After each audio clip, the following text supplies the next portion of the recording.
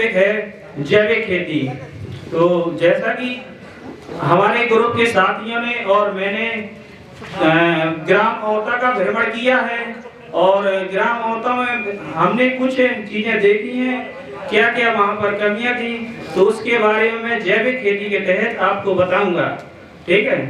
तो यह वहाँ पर मैंने देखा कि जो खेती की जाती है तो ट्रेडिशनल तरीके से की जाती है, परंपरागत तरीके से की जाती है, लेकिन जैविक खेती की ओर कोई भी किसान इतना ज्यादा अग्रसर नहीं है। तो जैविक खेती क्या है बताऊंगा। तो सबसे पहले मैं आपको परिभाषा बता देना चाहता हूँ कि जैविक खेती होती क्या है। जैविक खेती एक ऐसी खेती है जिसमें जो हमारे बड़े बड़े कारखानों में विभिन्न प्रकार के कीटनाशक और विभिन्न प्रकार की रासायनिक खादें बनाई जाती हैं, उनका प्रयोग ना करते हुए बल्कि उसमें जीवाश्म युक्त खादों का प्रयोग करके और फसल से अधिक लाभ लेना, यही कहलाती है जैविक खेती। ठीक है। अब इसके बाद मैं आपको बताना चाहूंगा इसके इतिहास के बारे में। तो मैं बता देना चाहता हूं कि हमारे भारत में जो एक ऐसा राज्य है सिक्किम, जहां पर पूर्ण रूप से जैविक खेती की जाती है और यह जैविक खेती सन 1990 से जैविक खेती प्रारंभ हुई है और आज भी जो हमारा सिक्किम राज्य है वह पूर्ण रूप से जैविक खेती युक्त राज्य माना जाता है। और वर्तमान समय में मध्य प्रदेश में कुछ जिले भी ऐसे हैं जहां पर जैविक खेती अपनाई जा रही है, लेकिन उत्तर प्रदेश में जैविक खेती नहीं अपनाई जा रही है। तो मैं अपने किसान बंधुओं से यह गुजारिश करूंगा कि इस खेती की ओर अग्रसर हुई, क्योंकि वर्तमान समय में जो जैविक खेती है वही हमारे लिए एक अचूक अस्त बन सकता है बढ़ती हुई जनसंख्या को संभालने के लिए और इस चुनौतियों का सामना करने के लिए। तो इसलिए जैविक खेती अपनाना बहुत ही आवश्यक है। अब इस जैविक खेती के लाभों को मैं बताना चाहूंगा कि किस किस प्रकार से लाभ होते हैं। तो किसानों के अनुभव के आधार पर कुछ लाभ हैं और कुछ लाभ हमारे मृदा के आधार पर हैं और कुछ लाभ हमारे वायुमंडल के आधार पर हैं। तो मैं आपको किसानों के आधार पर जो लाभ हैं वो तो आप स्वयं भी जानते हैं, इसलिए वो नहीं बताऊंगा। मैं आपको बताना चाहूंगा मृदा के आधार पर कौन कौन से लाभ होते हैं। मृदा के आधार पर विभिन्न प्रकार के लाभ होते हैं। जैसे यदि जैविक खेती अपनाते हैं तो उसमें हम कंपोस्ट खाद, वर्मी कंपोस्ट और भी अन्य जो जीवाश्म खादें होती हैं उनका प्रयोग करते हैं और उसमें भूमि की शोषण क्षमता, जल शोषण क्षमता बढ़ जाती है और कई प्रकार से भूमि के लिए लाभदायक होते हैं। जो हमारे छोटे छोटे लाभकारी जीव होते हैं जो मृदा में उपस्थित रहते हैं वो नष्ट नहीं हो पाते हैं, उनकी वृद्धि होती है। जैसे केंचुआ है और भी अन्य प्रकार के जीव होते हैं, उनकी वृद्धि होती है। अब मैं बताऊंगा वातावरण के आधार पर। वातावरण के आधार पर जैविक खेती इसलिए लाभदायक है क्योंकि उसमें किसी प्रकार की कोई भी हानि क्षति नहीं पहुंचाया जा सकता। वातावरण में कोई भी प्रकार की किसी प्रकार की दुर्गंध नहीं होती है और हम बड़े स्वच्छता पूर्वक इस खेती को अपना सकते हैं। प्राप्त करने के लिए अंधाधुंध मात्रा में रासायनिक खादों और कीटनाशकों का उपयोग कर रहे हैं, जिससे मुझे ये कहने में बिल्कुल भी हर्ज नहीं है कि हम लोग अपने पैर में कुल्हाड़ी स्वयं मार रहे हैं। इन रासायनिक कीटनाशकों का दुष्परिणाम अगर आप नहीं जानते हैं तो जान लीजिए बहुत भयानक है।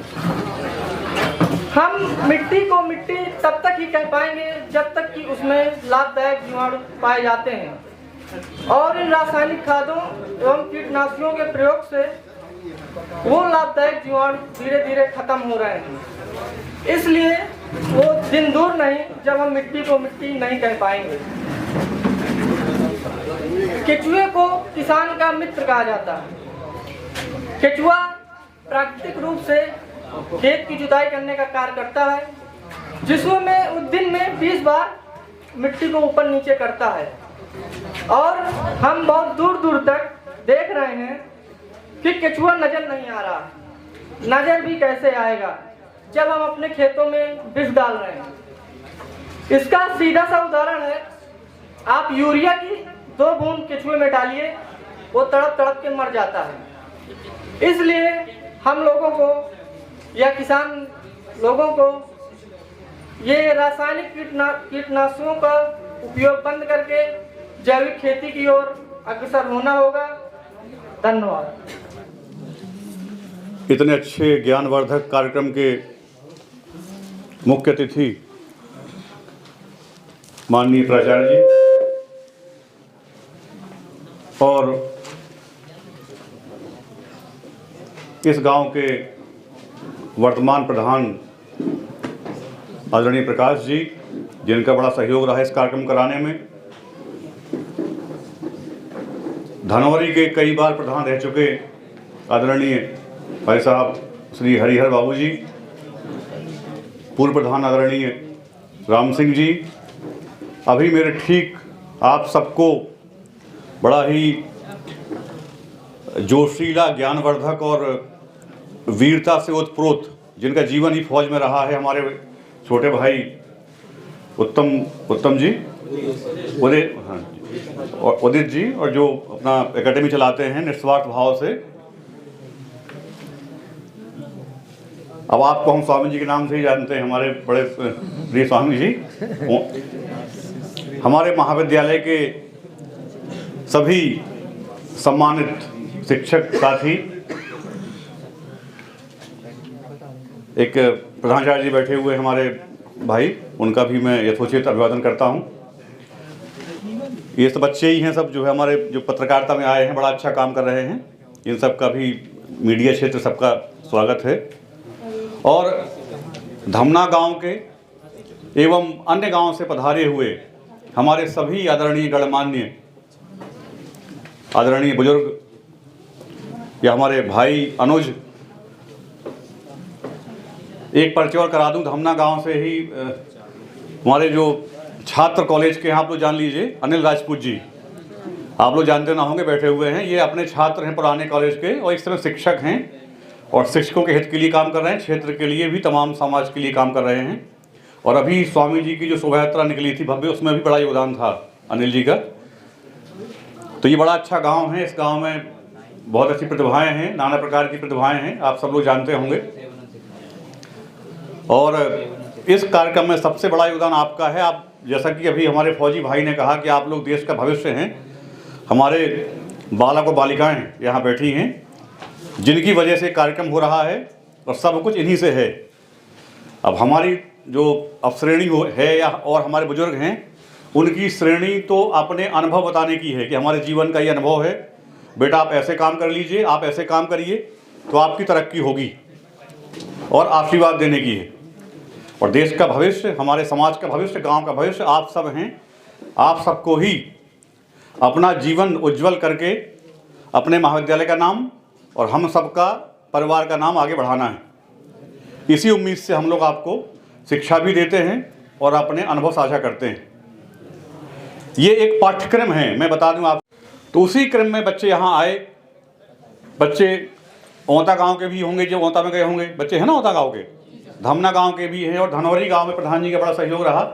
और सभी गांव का आदरणीय प्रधान जी एवं समस्त ग्रामवासियों का सहयोग रहा, जो किसानों ने इनको अपना बच्चा मान करके इनको अपनी शिक्षा दी, अपने खेतों पे ले गए और नाना प्रकार की समस्याएं खेती में जो होती हैं, बाधाएं आती हैं, अच्छी खेती कैसे करें, किस फसल के बारे में क्या जानकारी है, वो बच्चों को दी। हम सब बड़े आपके आभारी हैं सभी किसान भाइयों के, और ऐसी आशा करते हैं कि भविष्य में भी आप ऐसा सहयोग करते रहेंगे, ताकि जो हमारे महाविद्यालय हैं, ये बच्चे हैं, ये आगे बढ़ते रहें।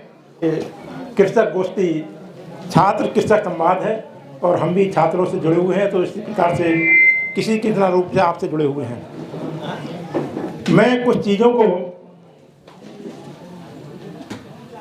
समझाने का प्रयास करूंगा। मैं जो कुछ भी कहूंगा उसके लिए मैं जिम्मेदार हूं, और उसका जो कुछ भी अर्थ आप निकालें वो आप स्वयं जिम्मेदार हों। जहाँ तक हम लोगों का काम होता है ज्ञान का सृजन करना, जो ज्ञान पहले से है उसको रेक्टिफाई दुरुस्त करना, और तीसरा काम होता है सही ज्ञान को सही लोगों तक पहुंचाना। कृषि से जुड़े होने के कारण मेरे पास जो कुछ भी समझदारी है, समझ है, और करीब करीब 24 साल से मैं इस बुंदेलखंड में ही सर्व कर रहा हूँ, जो कुछ भी समझा है मैं आपके समक्ष रखने का प्रयास करूँगा। जहाँ तक खेती का सवाल है, मैं महसूस कर रहा हूँ, क्योंकि मैं भी एक ग्रामीण परिवार से हूँ, मेरे यहाँ भी खेती होती है। खेती का पिछले काफ़ी समय से, मैं यूँ कहूँ सन 80 के दशक तक हरित क्रांति का कुछ असर दिखाई दिया, लोगों में संपन्नता दिखाई दी। लेकिन 80 के दशक के बाद खेती में एक संकट सा पैदा होता चला जा रहा है। संकट खेती के अर्थशास्त्र से जुड़ा हुआ है और खेती के पर्यावरण से जुड़ा हुआ है। अर्थशास्त्र से मेरा मतलब है कि आज समस्या ये नहीं है कि हम उत्पादन कितना कर रहे हैं, समस्या ये है कि उत्पादन करने के बाद हमको मिल क्या रहा है। उत्पादन की कमी नहीं है, हमारे पास गेहूं के भंडार हैं।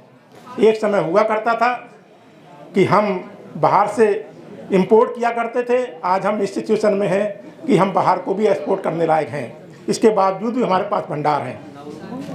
लेकिन समस्या ये है कि हमारा अर्थशास्त्र जो उसमें आमदनी होनी चाहिए वो नहीं हो रही।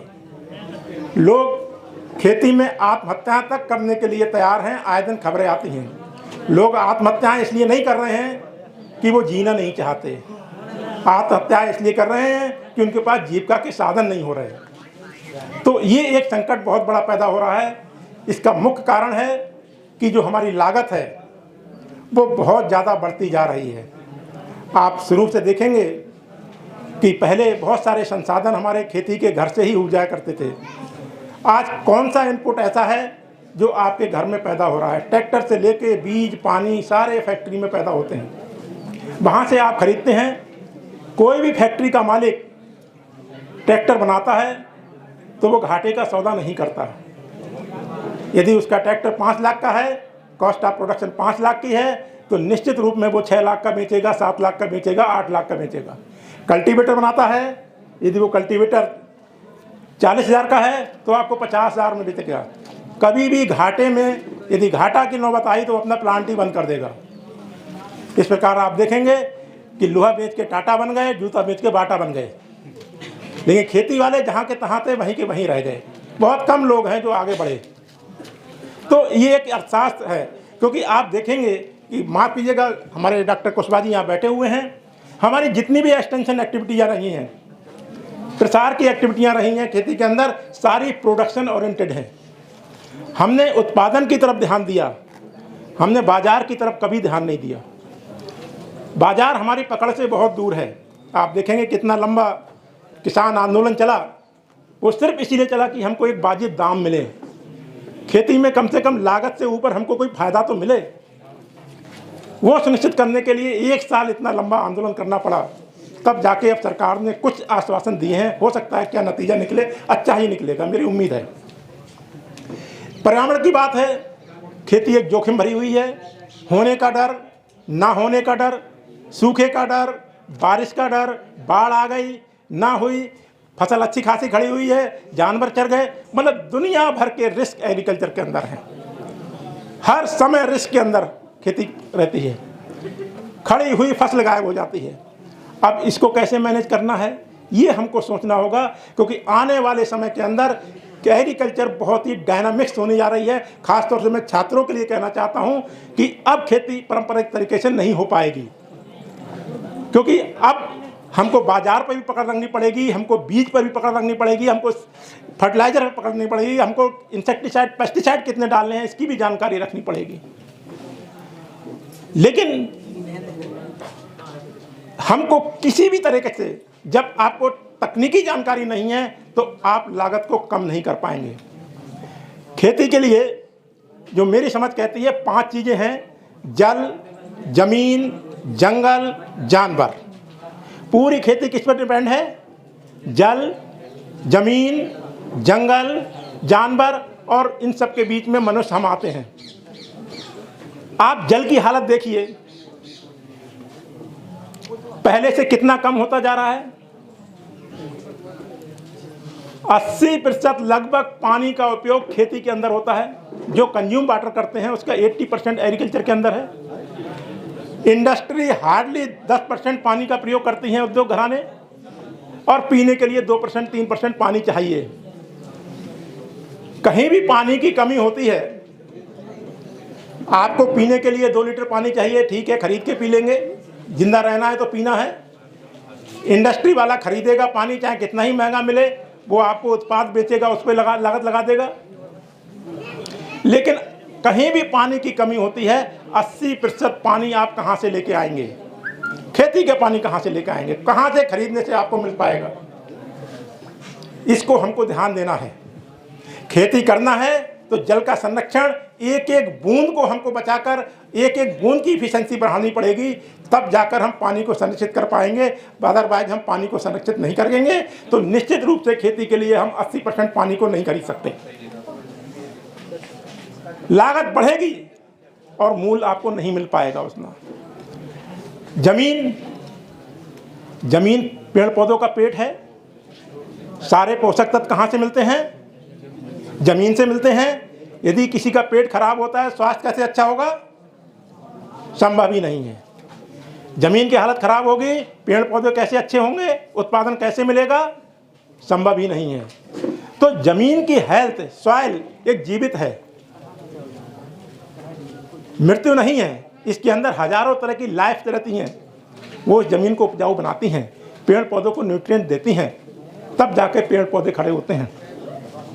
तो जमीन का हमको उपजाऊ, आप बहुत खुशनसीब हैं बुंदेलखंड में कि आपकी ज़मीनें बहुत अच्छी हैं, और सबसे बड़े खुशनसीब हैं आपके पास होल्डिंग साइज बहुत बड़ी हैं। आप दूसरे जगह चले जाइए, पश्चिमांचल में इतनी ज़मीनें नहीं हैं उनके पास। लेकिन इतनी ज़मीनें होने के बाद भी हमें मिलता क्या है? मैं तो कहता हूँ कोई फार्मर मुझे, जो किसान है, बता दें मेरे पास 50 लाख 60 लाख 1 करोड़ की ज़मीन नहीं है। हर एक के पास 1-1 करोड़ की ज़मीन है, लेकिन ज़मीन से मिलता क्या है? हम क्या ले पाते हैं? 1 करोड़ का कोई बिजनेस स्टार्ट करता है, वो कम से कम उसमें 15% 10% का फायदा कमाता है। लेकिन हमारे पास 1 करोड़ की ज़मीन होने के बावजूद भी हम 15% 1 करोड़ का कितना हुआ निकालते हैं, उससे नहीं निकाल पाते, है ना। तो ज़मीन बहुत ज़रूरी है। इसका हम देखभाल अच्छे से, अपनी ज़मीनों को ख़राब ना होने दें। इंसेक्टिसाइड, पेस्टिसाइड, फर्टिलाइज़र, इनका हम बहुत जुडिशियसली प्रयोग करें। मैं ये नहीं कहता कि फर्टिलाइज़र का प्रयोग ना किया जाए, इंसेक्टिसाइड पेस्टिसाइड का प्रयोग ना किया जाए। अभी भी हमारे यहाँ इंसेक्टिसाइड पेस्टिसाइड फर्टिलाइज़र का प्रयोग दूसरे विकसित देशों के मुकाबले बहुत कम है, बहुत संभावनाएं हैं, लेकिन हम उसका इरेशनल यूज कर रहे हैं। यदि कार्बन नाइट्रोजन का अनुपात नहीं होगा तो पेड़ पौधों के अंदर उनको ताकत मिलना मुश्किल हो जाएगी। तो गोबर की खाद, आज कितने लोगों के खेत में गोबर की खाद पहुंच रही है? कोई जानवर ही नहीं है घर में तो गोबर की खाद कहाँ पहुंचेगी? ऑर्गेनिक मैटर ही नहीं है। ऑर्गेनिक मैटर नहीं है तो फसल की उत्पादकता पर असर पड़ता है, उत्पादन पर असर पड़ता है। तो पशुओं का पालना बहुत जरूरी है। पशु पालने के लिए, पशु एक बिजनेस भी है, आप उससे धंधा बिजनेस कर सकते हैं। और पहली बात तो यह है, आप में से कितने किसान ऐसे हैं जो खेती करते हैं, वो अपने बिजनेस के रूप में इसको कोई अकाउंट लेखा जोखा रखते हैं, किस चीज़ में मुझको फायदा हो रहा है, किस चीज़ में नुकसान है। पान की दुकान वाला भी है, चूना, पान, कत्था, सुपारी सबका हिसाब रखता है। जिसमें उसको घाटा होता है उसी चीज़ को कम लगाना चालू कर देता है। लेकिन हम में से कितने किसान हैं अपनी एक डायरी में ये लिख के, शायद सारे किसान, आजकल ऐसे कोई किसान नहीं होगा लिख पढ़ना ना जानता हो, लेकिन हम डायरी में लिखते हैं कभी किस चीज़ में हमको कितना घाटा हुआ, कितना फायदा हुआ, किस चीज़ को कम करें, किस चीज़ को ज़्यादा करें? नहीं करते, हमें करना पड़ेगा। तो पशु पालने के लिए 3 चीज़ों का विशेष ध्यान रखना है। नंबर 1, पशु की नस्ल, genetic structure of the animal बोलते हैं हम लोग, बच्चों को पढ़ाते हैं। पशु की नस्ल का, जिस भी पशु को आप पालें, गाय पालें, भैंस पालें, भेड़ पालें, बकरी पालें, सूअर पालें, कुछ भी पालें, जो आपका उद्देश्य दिमाग में है, आपका उद्देश्य दूध लेना है, तो पशु की नस्ल ऐसी होनी चाहिए दूध देने के गुण उसके अंदर हों। मान लीजिए दूध देने के गुण नहीं है और आपने दूध के लिए पाल लिया, आपने सांड पाल लिया और कहें दूध मिले, कहां से मिलेगा दूध? भाई आप उद्देश्य तो दूध लेना है, मुझे 10 केजी दूध बेचना है, 5 केजी दूध बेचना है, और आप नस्ल ऐसी पाल रहे हैं जिसके अंदर 2 लीटर, आधा लीटर, 500 ग्राम दूध देने की है, तो आपको 10 लीटर कहाँ से मिलेगा? कैपेबिलिटी है, हर पशु की एक क्षमता है दूध देने की। हम उसको सारी चीज़ अच्छा करेंगे तब उतना दूध देगी वो, लेकिन क्षमता ही ना हो, हम उसको घी पिला दें, दूध पिला दें, कुछ भी पिला दें, तो क्या दूध देगी वो? कोई क्षमता ही नहीं है उसके अंदर। क्षमता तो 1 लीटर दूध देने की है, हम कुछ घी पिलाया जाए, कुछ भी पिलाएं, कुछ भी खिलाएं। तो नस्ल का विशेष ध्यान देना है कि हमें अंडे देने के लिए मुर्गियाँ चाहिए, तो मुर्गी अंडे देने वाली चाहिए ना। सुअर चाहिए हमको, बच्चे बेचना है इसके, तो सुअर चाहिए ना बच्चे पैदा करने वाला। तो हमें उस नस्ल को रखना है। दूध बेचने का टारगेट क्या है? कितना दूध बेचना है हमको? 10 लीटर, 5 लीटर, 2 लीटर, 5 लीटर, कितना बेचना है? हमको भैंस खरीदनी है तो हमको वो नस्ल खरीदनी पड़ेगी, वो पशु खरीदना पड़ेगा जिसके अंदर गुण हो।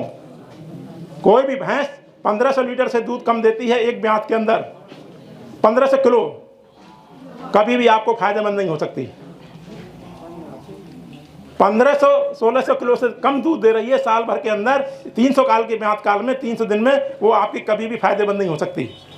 आप चाहे जिंदगी भर पालिए उसको, वो घर का खाएगी, खेती का खाएगी, आपके पास हिसाब किताब नहीं है, आपको पता ही नहीं है। कोई भी गाय यदि 1800 से 2100 लीटर के बीच में 2000, मान लीजिए 2000 लीटर दूध नहीं दे रही है, कोई भी गाय, वो आपको फायदेमंद कभी नहीं हो सकती। वो नुकसान ही करेगी, आपको घर से खाएगी, क्योंकि अकाउंटेबिलिटी नहीं है आपके पास। तो हमें उद्देश्य, हमारा ऑब्जेक्टिव क्या है? लमसम काम नहीं करना है, हमको उद्देश्य के अनुसार पशु को चयन करना है, पहली चीज। दूसरा, जनन पशु का एक प्रोज है कि production associated with the reproduction, जनन उत्पादन से जुड़ा हुआ है या उत्पादन जनन से जुड़ा हुआ है। गाय नहीं ब्याएगी, दूध नहीं देगी, भैंस नहीं ब्याएगी, दूध नहीं देगी, सुअर बच्चे नहीं देगा, आपको बच्चे नहीं मिलेंगे, मुर्गी रिप्रोडक्शन जनन नहीं करेगी, अंडे नहीं मिलेंगे आपको। जनन बहुत इंपॉर्टेंट है, लेकिन जनन की हालत हमारी क्या है? हमारी गाय 4-4 साल नहीं ब्याती, भैंस पहला बच्चा कितने दिन मिलता है भैंस से? किसी का 4 साल से पहले मिलते हैं? नहीं मिलता। क्या हम इसको 3 साल में कर सकते हैं? गाय पहली बार में बछिया कितने दिन में ब्याती है? 36 महीने के बाद ब्याती है। क्या हम इसको 24 महीने में कर सकते हैं? उनमें कुछ दिन कम कर सकते हैं, क्योंकि जितनी बार ब्याएगी कोई पशु अपने जीवन काल में, जितनी बार ब्याएगी, जितना जनन करेगी, उतना ही उत्पादन करेगी। एक गाय अपने जीवन काल में 5 बच्चे दे रही है और एक गाय अपने जीवन काल में 3 बच्चे दे रही है, दूध किसका ज्यादा होगा? 5 बार का ज्यादा होगा। ग्राम की माटी को जिसमें मुझे आने का सौभाग्य प्राप्त हुआ, आपके इस प्यारे से गांव के ग्राम प्रधान और इसके श्री प्रकाश चंद्र राजपूत जी और आप सब ग्रामवासी हमारे छात्र छात्राओं का ये सहयोग प्रदान करके इस कार्यक्रम को इस मुकाम तक पहुंचाने का काम किया। निश्चित रूप से आप सब स्वागत और धन्यवाद के पात्र हैं। मैं संक्षेप में अपनी बात को प्रारंभ करूं उसके पहले हमारे महाविद्यालय के प्राचार्य आदरणीय प्रोफेसर एस.एल. पाल साहब, उनके साथ में विराजमान डॉक्टर सुरेंद्र सिंह जी और doctor Balwant Singh ji, doctor N K. Singh ji, doctor A N. Shukla ji, doctor Dashrath Singh ji, doctor R B. Sharma ji, doctor Motilal ji, doctor Jitendra Singh ji और अन्य सभी साथीगण, और इसके साथ साथ इन सबसे महत्वपूर्ण और हमेशा हम सबके कार्यों में सहयोग करने वाले पूर्व प्रधान श्री राम सिंह जी, श्री हरिहर बाबू जी और श्री अवधेश राजपूत जी फौजी जी, इसके साथ साथ ग्राम के सभी धमना, धनौरी और औता के सभी सम्मानित निवासीगण, हमारे बीच पधारे हुए कृषि विभाग के लोग, साथ में प्रेस और इलेक्ट्रॉनिक मीडिया के साथीगण, आप सबका मेरे इस कार्यक्रम में, हमारे इस कार्यक्रम में हार्दिक स्वागत है। मेरे कई विषय हैं, बहुत संक्षेप में मैं उन पर बात रखना चाहूँगा। अभी हमारे विद्वान साथी डॉक्टर एन.के. सिंह जी ने एक इशारा किया था मेरी तरफ, वो मेरे लिए अच्छा था। अक्सर मैंने कल की गोष्ठियों में देखा कि छात्र अवैज्ञानिक बातें करने की कई बार अनजाने में कोशिश कर जाते हैं या अनजाने में करते हैं। उसमें आपका कोई कसूर नहीं है। विगत कई वर्षों से हमारे आसपास का जो वातावरण, जो पर्यावरण बनता है और उसका प्रभाव छात्रों पर, किसानों पर, हम सब के बीच इतना ज़्यादा आता है कि आपको जो हम लोग कॉलेज में, क्लास में शिक्षा देते हैं, उससे आप दूर हट करके कहीं सुनी और अवैज्ञानिक बातों की तरफ बढ़ जाते हैं। आप ध्यान रखिए, आपकी मूल शिक्षा, मूल विषय वही है जो प्रामाणिक पुस्तकों में या शिक्षकों के द्वारा बताया जा रहा है।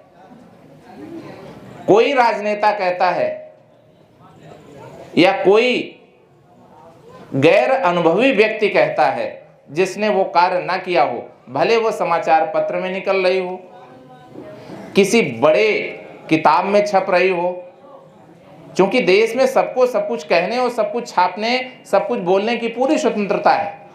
लेकिन आपको पढ़ाई गई बात से कंपेयर करना है, तुलना करना है, जांच करना है, वेरीफाई करना है कि जो दूसरी खबर हम देख रहे हैं, सुन रहे हैं, पा रहे हैं, वो हमको क्लास में सर ने ऐसा ही पढ़ाया था कि कुछ और था।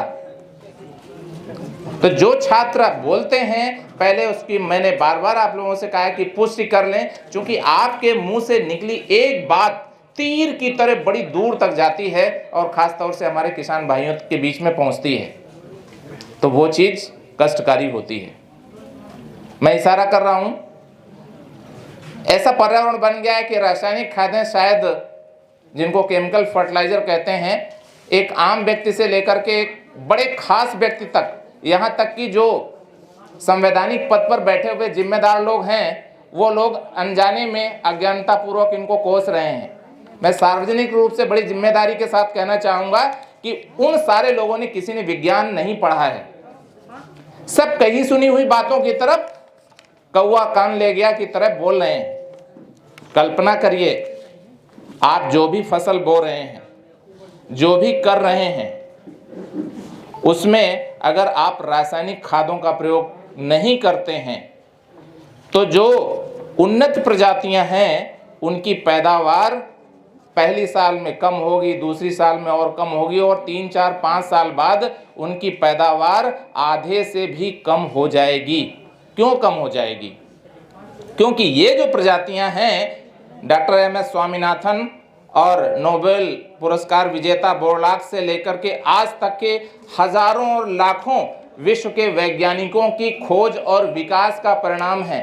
एक दिन में कोई जादुई चमत्कार नहीं हो गया, किसी अलौकिक शक्ति ने कोई ऐसा प्रकट नहीं कर दिया जैसा आप टेलीविजन में देखते हो। इस मुगालते में किसी को नहीं रहना चाहिए।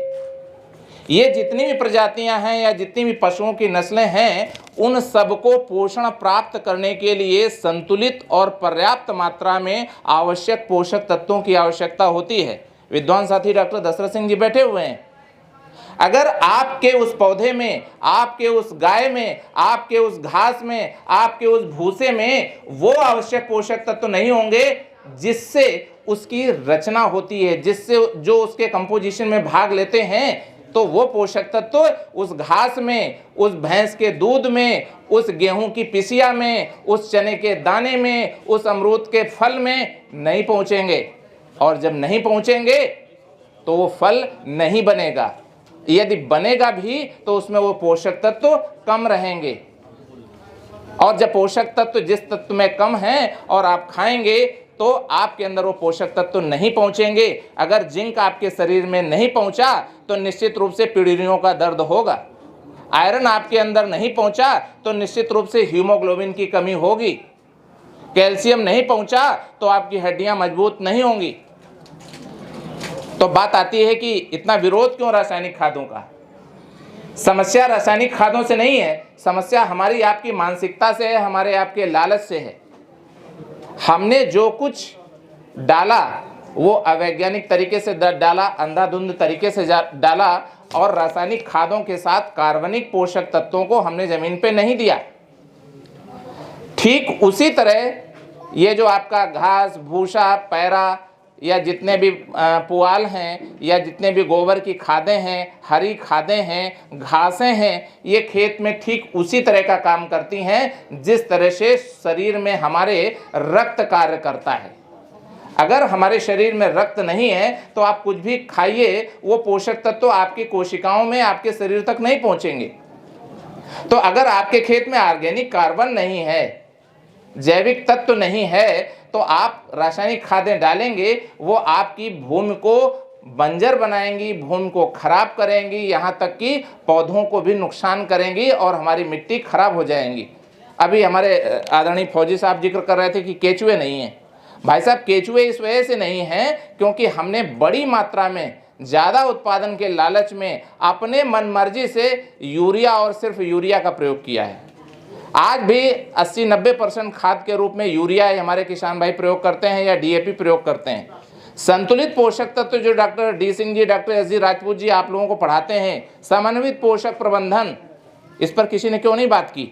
आपको मैंने बताया था, हमें जितनी मात्रा में जिन पोषक तत्वों की 18-20 पोषक तत्वों की जरूरत है वो सब हमारी मिट्टी को चाहिए।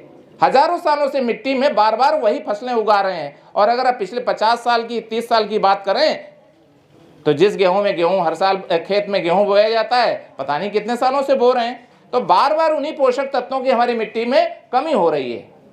उसकी जगह दूसरी चीज़ों की, अभी एक छात्र ने बताया कि क्रॉप रोटेशन, फसल चक्र को अपनाना चाहिए।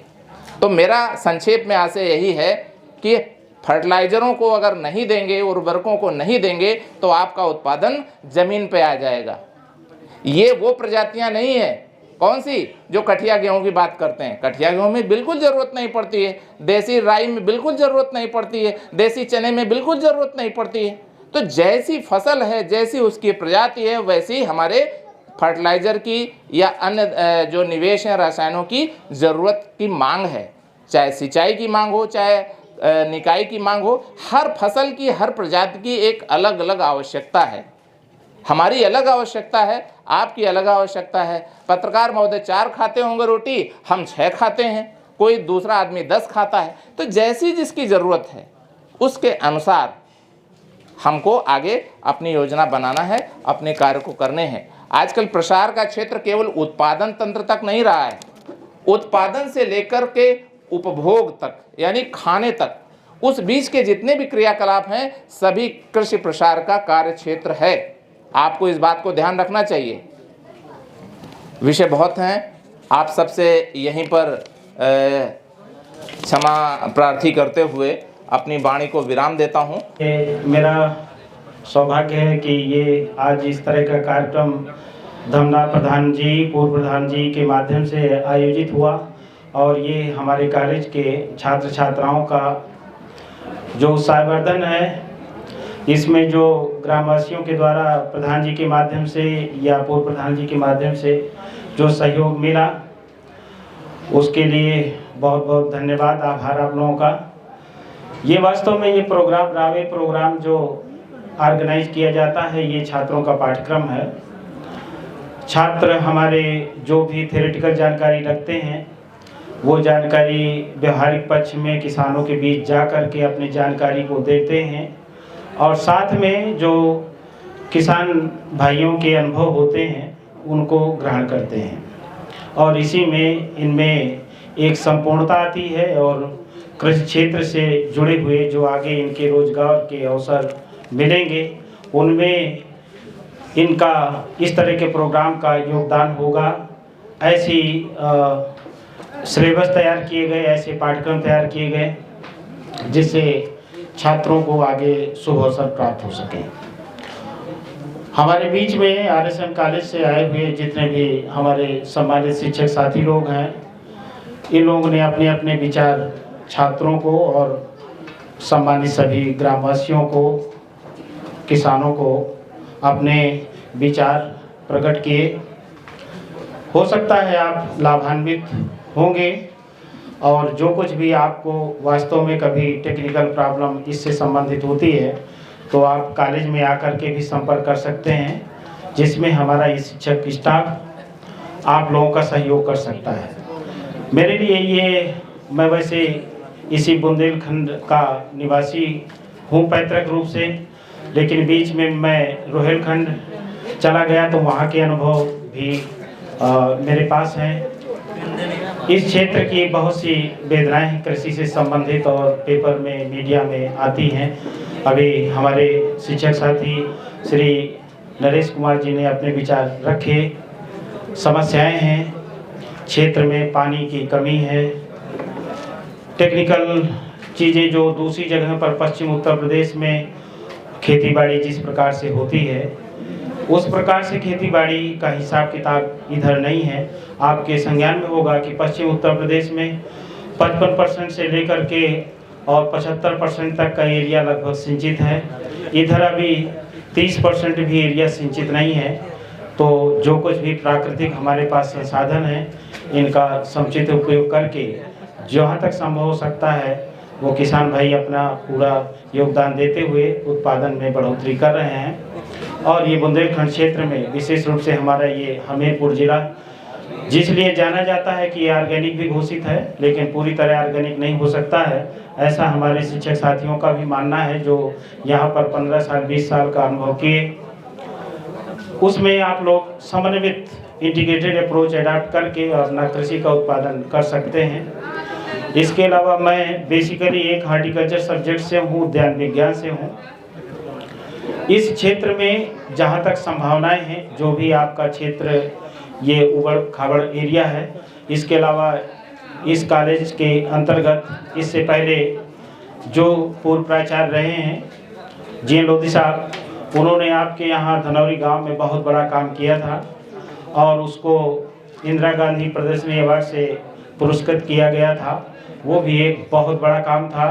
किसी भी उबड़ खाबड़ एरिया में हम क्या चीज़ लगा सकते हैं, तो आप लोग भी उससे एक सीख ले सकते हैं। वर्तमान में उसकी स्थिति दूसरी है, जिसको हम प्रेजेंट टाइम में उसको मॉडल आपके सामने प्रस्तुत नहीं करेंगे, लेकिन वो जिज्ञासा अभिलाषा वो पूर्व प्राचार्य जी की थी, वो उन्होंने काम किया वहाँ पर और उससे हमें एक वैज्ञानिक सीख ये मिलती है। मैं वहाँ धनौरी गया हूँ, मैं आभारी हूँ पूर्व प्रधान जी का, जिन्होंने अपनी गाड़ी में बैठाकर मुझे उसे पूरे क्षेत्र की विजिट कराई थी। मेरे लिए एक अनोखा अनुभव था और वहाँ पर जो मैंने उस समय की टेक्निक को अनुभव किया, वो टेक्निक को मैं कभी गोवा में देखा था और उस समय की वो टेक्निक आज भी सार्थक हो सकती है, क्योंकि वाटर टेबल बहुत नीचे है। कोई भी प्लांटेशन हम अगर उबड़ खाबड़ एरिया में करते हैं तो वहाँ पर हम पिचर सिस्टम का उपयोग किया गया है। यहाँ पे आपके धनौरी में प्रत्यक्ष उदाहरण है कि जुलाई अगस्त के महीने में अगर हम किसी प्लांट को प्लांटेशन करते हैं, 1 मीटर लंबा चौड़ा गहरा यानी 1 क्यूबिक मीटर का गड्ढा खोद करके और साइड में एक घड़े को लीजिए, उसको उल्टा छेद करके और एक पटसन की जो जूट की एक रस्सी बनाइए या यहाँ पर सनई होती है, सनई का एक पतली सी रस्सी उस घड़े के अंदर डाल दीजिए और उसके चारों तरफ उस रस्सी को फैला दीजिए गड्ढे के आसपास। पौधे को जो ही रोपित किया जाएगा और उस पौधे को जुलाई में वो अपने आप भर जाएगा। भरने के बाद वो पौधे में कैपिलरी रिएक्शन के माध्यम से पानी धीरे धीरे जड़ों में चलता रहेगा। वो अक्टूबर नवंबर तक आपको उसमें किसी प्रकार की हो सकता है सिंचाई की ज़रूरत ना पड़े। वो पौधा उस घड़े के माध्यम से धीरे धीरे, जो आजकल नया मॉडर्नाइज सिस्टम है वो है ड्रिप इरिगेशन, वो भी ड्रिप इरिगेशन का ही एक माध्यम हमारे पूर्वजों के माध्यम से दिया गया। वो बिल्कुल ट्रेडिशनल सिस्टम है, लेकिन वो भी एक साइंटिफिक सिस्टम है। तो जहाँ जो जिस लायक ज़मीन है वहाँ पर हम इसका प्रोडक्शन करके कुल मिला के क्षेत्र को हमें हरा भरा करने का प्रयास करना चाहिए। ये किस लिए ज़रूरी है? अभी ये गांव है, यहाँ पर जो भी प्लांटेशन किया गया है, अशोक के पेड़, एक जोरा के पाम के पेड़, अशोक के पेड़, तमाम पर के पेड़ लगाए गए। हमें इससे भी एक सीख मिलती है कि जो भी हमारा आवास हो, जहाँ पर हम रह रहे हों, उस क्षेत्र का हमारा जो नियम है, नियम ये कहता है कि लगभग 33% एरिया हमारा वो पेड़ पौधों से हरा भरा होना चाहिए। हमें स्वच्छ हवा मिले, स्वच्छ पानी मिले, तभी हम वहाँ पर स्वस्थ जीवन यापन कर सकते हैं। मेरा इसमें सुझाव है कि आप लोग मैक्सिमम प्लांटेशन की बात करें। आपके इस क्षेत्र के लिए जो उपयोगी पेड़ पौधे, फलदार कौन से पेड़ पौधे हो सकते हैं, आपको ये जानकारी होगी कि ये पूरा बुंदेलखंड एरिया को एक साइट्रस नींबू वर्गीय फसलों के लिए एक बेल्ट तैयार करने का गवर्नमेंट का अभियान था। वो कहाँ तक सफल हो पाया मुझे अभी इसका सही जानकारी नहीं है, लेकिन जो स्पोरेडिक दूर दूर छोटे छोटे गांव में ये नींबू वर्गीय फसलों को किसानों ने अडॉप्ट करने का प्रयास किया गया है। कल एक किसान ऐसे मिले जिन्होंने बताया कि मेरे यहाँ लगभग 12 प्रकार की नींबू वर्गीय फसलें देखने को मिल सकती हैं आपको। यहाँ पर इसका मैक्सिमम प्रोडक्शन हो सकता है। लेकिन अभी हमारे साथियों ने बताया कि कोई भी काम करिए सबसे पहले मार्केट की बात जरूर करिए। मार्केट पहले हमारा निर्धारित हो कि हम 4-6 किसान, 10 किसान, 100 किसान, 500 किसान, 1000 किसान मिल करके कोई एक प्रकार की अगर फसल उगाने का प्रयास करें, उसकी मार्केटिंग हम दिल्ली आज़ाद मंडी या कानपुर मंडी से हमारा टाई अप हो सकता है, तो उसको हम बेहतर प्रॉफिट ले सकते हैं। अभी गवर्नमेंट की नीति जैसे बनी थी कि हम कैसे, मान लीजिए ये मोदी जी एक स्कीम लाए कि मंडी की व्यवस्था किस प्रकार से हो, और वो विधेयक पास हुआ, बैक होना पड़ा। कई प्रकार की सार्थक प्रयास भी किए गए, अच्छाई भी हो सकती है, बुराई भी हो सकती है। लेकिन इसका एक प्रत्यक्ष उदाहरण, इसका आंध्र प्रदेश में एक प्रयास किया गया रिलायंस के द्वारा कि उन्होंने कॉन्ट्रैक्ट फार्मिंग पर जोर दिया। कॉन्ट्रैक्ट फार्मिंग की गई और इसके बाद कुछ दिन बाद किसानों ने उसका विरोध किया। उसके पीछे भी कारण है।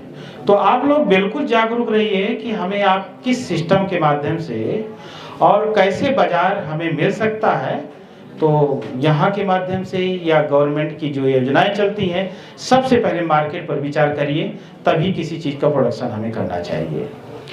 बातें बहुत सी हैं क्योंकि समय काफ़ी हो चुका है और मेरा जो अनुभव है, मैं भी अपना अनुभव आप लोगों के बीच शेयर नहीं कर पा रहा हूँ कभी किसानों के बीच में, क्योंकि ये छात्र हैं, इनके अनुभव आप लोगों के माध्यम से या आपके अनुभव इनको मिले।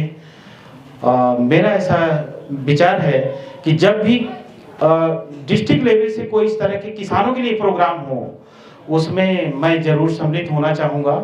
आप लोगों से वार्तालाप हो, मेरा आप उपयोग करिए, मेरा आप दुरुपयोग करिए। मैं आपके क्षेत्र में आया हूँ, मैं आपको भरपूर संतुष्टि कर सकने में सक्षम हूँ, मेरा ऐसा मानना है। मैं आप लोगों से गुजारिश है मेरी कि मेरा आप उपयोग भी करिए, दुरुपयोग भी करिए, मेरे पास आइए, मेरे शिक्षक साथियों का भी आप अनुभव प्राप्त करके आपकी उत्तरोत्तर वृद्धि हो, मेरे ऐसी विचारधारा है। आप लोगों ने जो मेरे छात्रों को प्यार मोहब्बत दी, मैं तहे दिल से आपका आभारी हूँ। आपका दिन शुभ हो। धन्यवाद।